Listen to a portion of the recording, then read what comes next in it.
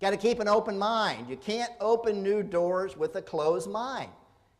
95% average over 24 years ended up in something they would have never looked at on their own when they took the opportunity to go through a discovery approach of looking at their goals, needs, and expectations and comparing those to how to use a business to supply the goals, needs, and expectations for them. So you have to keep an open mind. We talked about this. Sometimes it feels like the boogeyman's under the bed.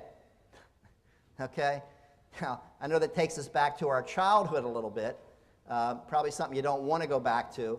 But that's what fear is, false evidence appearing real. Now, be honest. How many of you would absolutely swear that there was a ghost or a monster in your house when you were a kid?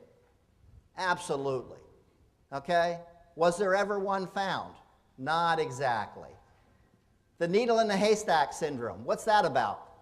You're going about it looking for a needle in the haystack because you think it takes that needle out of that haystack that you need to find to be successful. It's not about finding a needle in the haystack. Most, if not all, of these businesses out here could be a successful vehicle for you, provided you understand what your goals, needs, and expectations are. Here's the one I like the most. You don't have to love the product or service. Now, those are pictures of outhouses, in case you haven't seen one. Or, I'm sorry, porta potties. Now, you might think that wouldn't be a franchise I'd want to be in. But who knows? So don't have preconceived ideas about the product or service, such as mine about the transmission business. It doesn't matter. Okay? What matters is there a viable business model that's going to work? Definition of insanity. Who knows what that is? Doing the same things over and over again and again and again, but expecting the outcome to be different. Now, you don't have to raise your hand, because I know this is a little sensitive, but how many of us have been doing that or are still doing that? We just keep doing what we've been doing, what we know, what we're comfortable with, okay, what we've already done, and expecting the things in our lives to change. It's not going to happen. Now, here's a fun one. Crabs in the basket. How many of you are from Maryland? Ever been crabbing? Okay. I was born and raised in Maryland. When you go crabbing and you put crabs into a bushel basket, you have to keep the lid on the basket, because what will happen?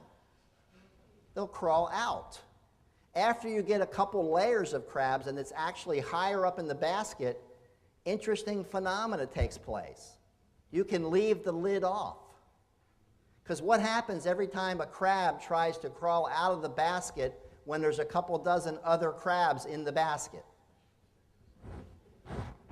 They're pulling each other back in the basket. Is it because they don't want their friends to escape? No, they're hanging on because they want to go with you. Okay? That's what's going to happen to you when you say something as crazy to your family, friends, and relatives. I'm going to do my own business. I'm going to invest in a franchise. You're hoping and thinking and wishing that you're going to get a lot of support, but it's going to feel like they're trying to hold you back. They're trying to discourage you. The more you step out to do that, the more other people that love you will have concerns, and the more they'll feel inadequate about the fact that they haven't taken that step or started looking themselves. And they'll sometimes unknowingly not support your efforts. You have to be okay with that. Now, when you think about franchising, you think about the success statistics and all the great things that are happening in franchising, in the economy, in the job market. It almost sounds too good to be true. Okay?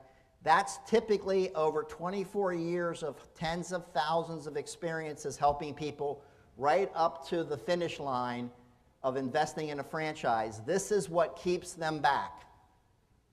Because when you go out to look at a business or evaluate a franchise, you might be kidding yourselves that you're going out to make sure that it will be successful, to prove that it's going to be a good investment. guess what we typically go out to do? Disprove it. Some of you have already done that. You go out looking to disprove something so you don't have to take advantage of it, so you can go on year after year after year saying, I'm going to be in my own business, thinking about being in your own franchise, and not having done it because you haven't found one that you couldn't disprove yet. In franchising, it's going to look too good to be true because the results are typically the opposite of non-franchise businesses. Don't get stuck by this. Don't let this hold you back.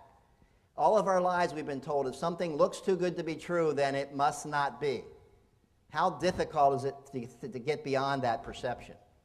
When in fact, there are hundreds of franchises in this exhibit hall that are going to look too good to be true. You won't be able to disprove. You'll be able to talk to dozens of people that are succeeding with them, that are living the dream of being self-sufficient, that you won't be able to disprove it. That's different in a franchise business. Now, it's all going to come down to really what we call cold feet. We all get it. How many of you have been really close to investing in a business or franchise and not gone forward? Anybody? Okay. Sometimes this is what happens. We get cold feet. It's just too uncomfortable. The false evidence appearing real adds up for us, and we get a level of concern that won't allow us to do anything further. The key is to remember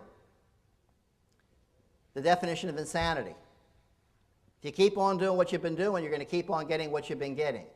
If you have a desire to become self-sufficient and you're afraid that self-employment is too much of a risk for you, what you need is to close the gap of information and education and discovery.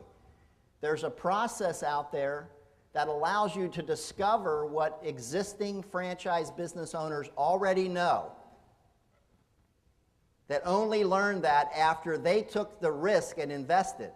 How valuable would it be for you to experience that in an element where there was no need for you to decide to have to invest in that business, but you could find out what the people that have invested experienced, see what their lifestyle was, what kind of income, lifestyle, wealth, and equity was developed through their venture into the business, and you could accomplish that through a discovery process in a safe zone where there was no investment required and no decisions required whether you were going to do that business after you found out about it.